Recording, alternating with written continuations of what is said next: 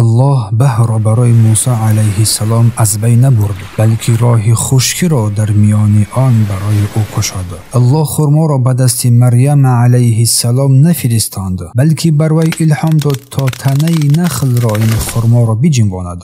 الله طوفان نوح علیه السلام را دور نکرد، بلکه به او امر فرمود که کشتی بسازد. الله آتش را از ابراهیم علیه السلام خاموش نکرد، بلکه آن را بر او سرد و امن قرار داد. الله غم را از دل مادر موسی علیه السلام دور نکرد، بلکه قلبش را با وعده خود مستحکم ساخت. الله تشنگی حاجر را نگرفت، بلکه چشمه زمزم را از زیر پای طفلش جاری کرد. الله ظالمی را از یوسف علیه السلام دور نکرد، بلکه او را صاحب و حاکم گنجینه های زمین قرار داد. الله سبحانه و تعالی بر ما وعده نداده است که راه آسان خواهد بود، ولی وعده داده است که الله با ما خواهد بود. هر تنگی، هر انتظار، هر تأخیر و هر خاموشی در اصل آمادگی برای خیر بزرگتری هست و این همان تعبیر الهی است برای هر چیزی از آن بهتری که به ما خواهد آمد، که ما منتظر آن خواهیم بود. پس هر کس و هر کی کارش را به الله واگذارد، الله بر او بیشتر و بیشتر از آن چیزی که عطا می کند که آرزو دارد خواهد داد. نترس، اگر مجبور شوی از نو آغاز کن، شاید داستان نوی تو زیباتر باشد، زیرا الله هیچ چیزی را از تو نمیگیرد مگر آنکه بهتر از آن برای تو خواهد داد.